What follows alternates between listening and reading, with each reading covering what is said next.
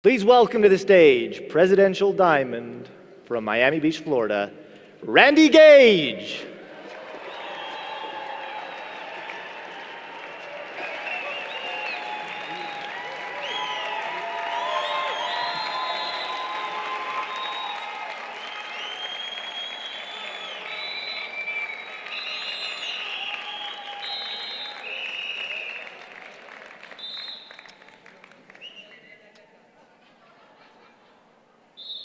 Oh, the Places You'll Go by Dr. Seuss.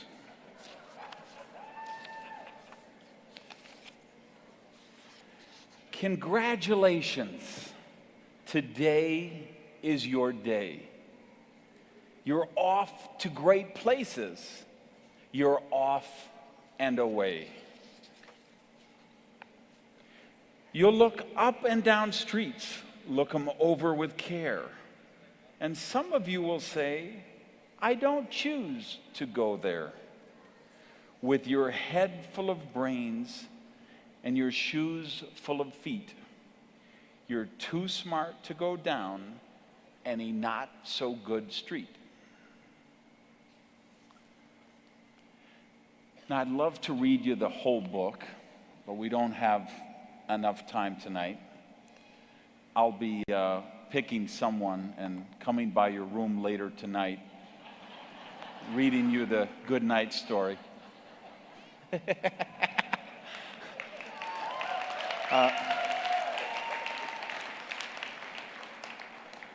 Wow, Craig got excited about that. So that was Dr. Seuss, one of the magical authors of all time. I don't think you'll find many 4 or 5-year-olds who don't love the Dr. Seuss books. Here's the fascinating thing for me. I didn't discover Dr. Seuss when I was 4 or 5.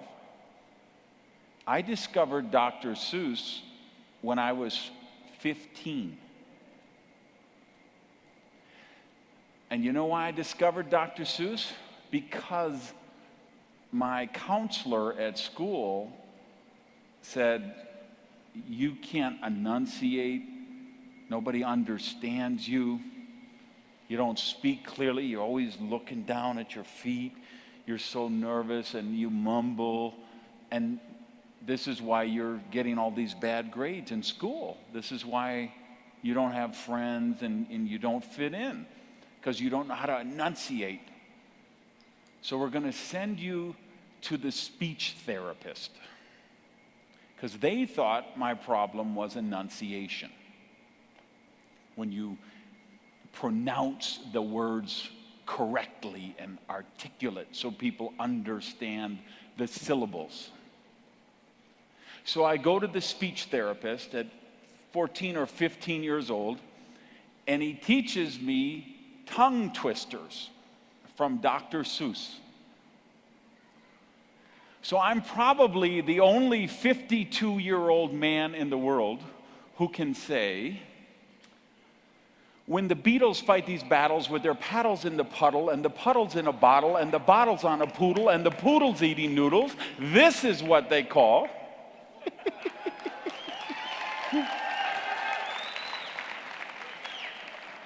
Excuse me, Mrs. Sign Language, I don't think you kept up with that.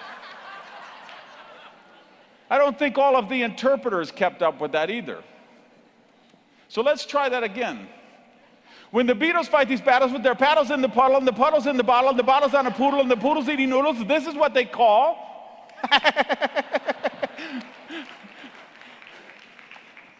Now, here's what I want you to think about. What was the fairy tale that you grew up with? What was the story that was so special to you? Maybe it was Little Red Riding Hood.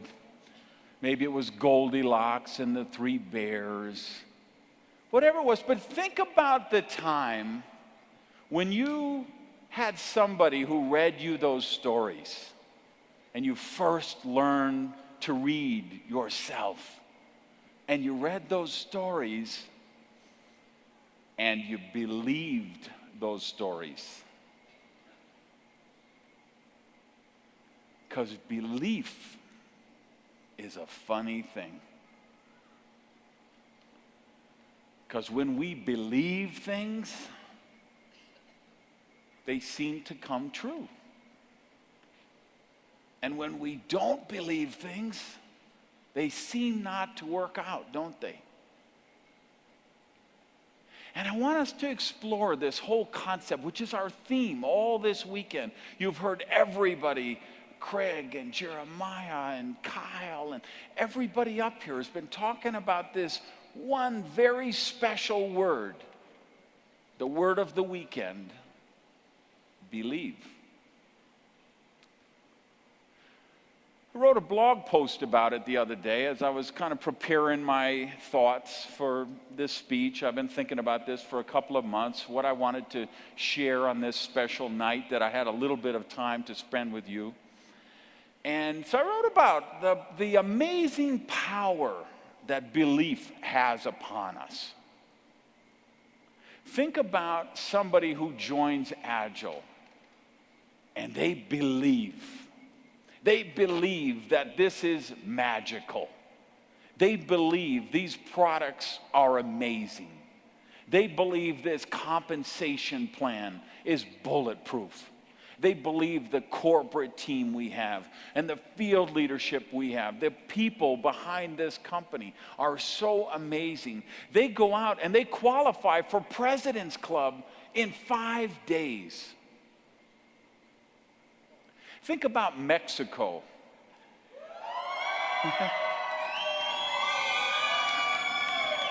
Think about this. You got Daphne and Alberto, 2 ballroom dance instructors, didn't even know how to spell MLM. Their friend called Alberto, and he called Daphne. He said, there's some business about M&Ms. He thought it was the candy. They'd never been in the business. And they saw that presentation, and they believed. And along the way, Sarah and Jaime, Hermanos, Garduño, Paula, these guys, right? They believed. And all of a sudden, we were doing $3 million a month in Mexico by a bunch of people who had never been in network marketing, no experience whatsoever, because they believed. And we have seen that in market after market after market. Somebody comes in, no experience, no training. They don't know how the compensation plan works. They don't really understand gel matrix technology, but they believe in the mission. They believe in what we do. They believe in Agile Cares. And they get excited. They get passionate. 5 days, their President's Club. Somebody else comes in, and they believe it's hard. They believe people are conservative. People might think it's a pyramid. The products are too expensive. The city I live in is too big. The town I live in is too small. The people I know they don't have money. They have a negative belief, and they create a negative result based upon their belief, just like the people with positive belief create the positive result with their belief. So it's funny, I wrote that blog. A guy got on the blog and wrote, well, Randy, come on, what are you talking about? You think it's so easy, like believe. It's a fact. People are skeptical. It's hard to sponsor people. If you don't believe me, invite 100 people to your house and see how many show up. It's hard. And you know what? Because he believes that, it's true. I'd love to help him.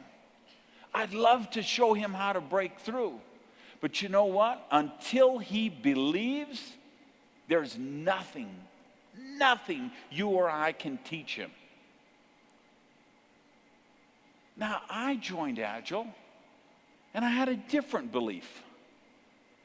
I had a belief that said, these products are the sexiest products that have been developed in network marketing in the last 15 years. This compensation plan is the most brilliant, innovative compensation plan that's ever been done in 60 years. This is a plan that rewards the proper behavior, that causes people to go down and work in depth and support their teams.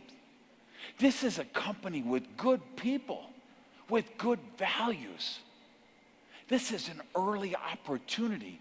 This is a chance to go out and create a legacy position. A position where you're locked in and you create that ongoing residual income that will set you up for life. And the first person I called was my sister and told her, sign up, we're going to get you locked up, because her husband was dying. And we said, we're going to create an annuity for your kids. We're going to set up this legacy position so they never have to worry about college. They never have to worry about a medical bill. We're going to set them up for life. And because I believed that, it was true. So the guy who believes it's difficult, you know what? He's right. And me who believe the world desperately needs what we have, I'm right too. So what do you believe? Let me take you back, if I can, to when I was 15 years old. And I was sitting in a jail cell. I'd been arrested for armed robbery. I'd been a teenage alcoholic, teenage drug addict, never went to school, took the wrong path, hung out with the wrong crowd, needed money for drugs. So I started burglarizing places and robbing places. And then I got arrested. And I was sitting in that jail cell thinking, my whole world was over. Because all of a sudden, this life choices I had been making didn't look so good anymore. And I heard some keys. There was a big metal door, and it had a little a little window with the wire that goes through the glass, and there was a clock out in the hallway. So all day, every day, I just sat in that jail cell, and I looked through the window, watching the clock tick. So one day, there's those keys in the door, and it opens, and a man who I don't know walks in. A man named Baxter Richardson, who was a school teacher and the father of my best friend that I went to school with. He dated a girl, and he was the father of the girl that my friend David dated. And she had gone home and told her father, please go help Randy Gage out. He's in jail. He's in trouble. He's nowhere to turn. He needs help. Now, Baxter didn't even know me. So he got some of my files from school because his daughter asked him to. And when those keys turned and the door opened, he was the one that walked in my jail cell. And he introduced himself, and he told me something that I still remember as vividly this moment as I do, what is that, 37 years ago or something? He said, you don't belong here. You are capable of great things. Wow. I don't belong here? I'm capable of great things? And I argued with him. No, you don't understand. I had drugs and alcohol and robbery, and I've had this horrible childhood. And he said, no, I looked at your records. You skipped school for 3 weeks, 4 weeks in a row sometimes. Then you go and you take a test, and you pass the test. You rank, your reading comprehension is higher than many people in college. You are capable of great things. You don't belong here. And you know what it saved me? Was that I love to read. Because of course, I was so mixed up, so messed up, so unhappy as a child. I just sat in my room and I read for hours and hours on end. Sometimes I read a book every day. So because I was a reader, that is what saved me. And that is what Baxter saw in me. That's what caused him to believe in me. And my life was so messed up. I so desperately wanted to believe what Baxter told me that I believed it. I borrowed the belief that he had for me. It's no different. It's the real life story of what you heard Craig talk about when he talked about the guy who went to the fortune teller. And the fortune teller said, oh yeah, you were Napoleon, you're going to do great things, you're going to be amazing. And so he believed it because he wanted to believe it. Because like me, he was a dishwasher who didn't want to be a dishwasher anymore. And because he believed it, it was true. I could only laugh when you were telling that story, Craig, because just yesterday, before I flew in, I went to the Apple store on Lincoln Road Mall, and I'm walking on Michigan Street, and there's a psychic. And as I walked by, she opened the door, and she said, would you like a psychic reading? And you know what I told her? I said, if you were really a psychic, you would know. Right? So I didn't fall for the same thing that this guy did, right? Because I said if she's psychic, she would know if I wanted a psychic reading, right? But isn't that funny how a psychic or a teacher or a counselor, a parent or a sponsor can tell us something and we choose to believe it or we choose not to believe it? Let me tell you, the single most important thing you will ever do in your Agile career, you will find people to believe in. And you'll let them know that you believe in them.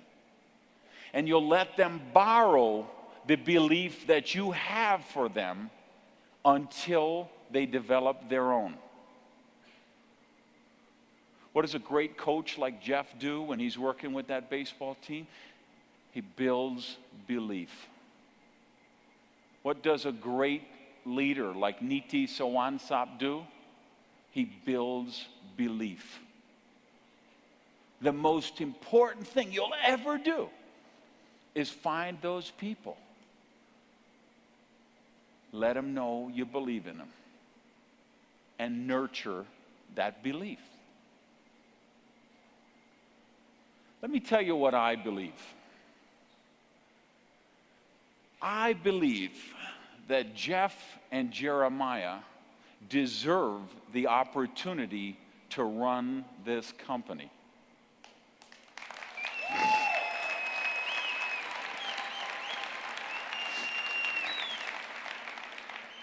I believe they've been here since day one. They have studied the profession. They have always fought for the field. They've become students of the profession. They're good people and their heart is in the right place. I believe they were the right choice to run Agile Enterprises. I believe that. I believe Agile can become a multi-billion-dollar company, the leader of the network marketing profession.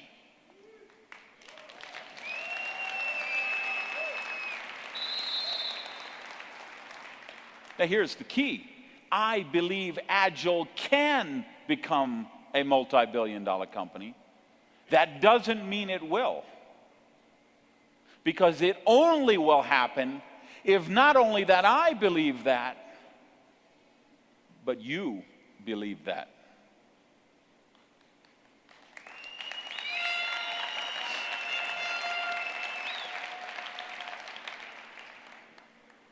Anne Feinstein, I believe when your sponsor quit the company, that was the seminal moment in your life when you decided to throw off the shackles and become one of the greatest leaders this profession will ever see. I believe that.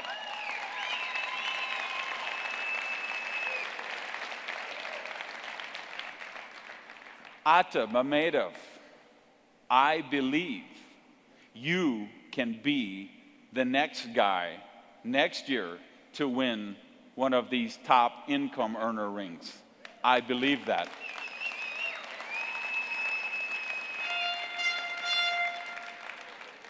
Billy Looper, I've been playing softball with you for more than 10 years. I have said for every one of those 10 years, if I was going to start a new team and I could pick one person to build that team around, the one guy I would pick first is Billy Looper, because he's a champion. I believe that.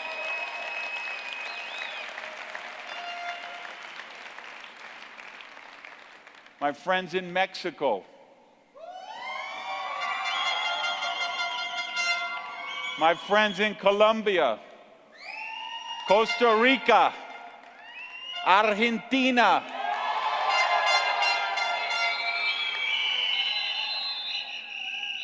all of Latin America. Let me tell you what I believe. I believe Latin America can be the biggest growth market in Agile for the next 5 years.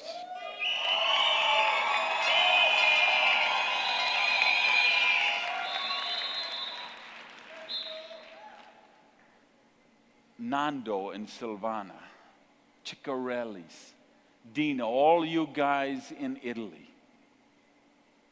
You guys, I believe you're amazing. I believe you learned some lessons working for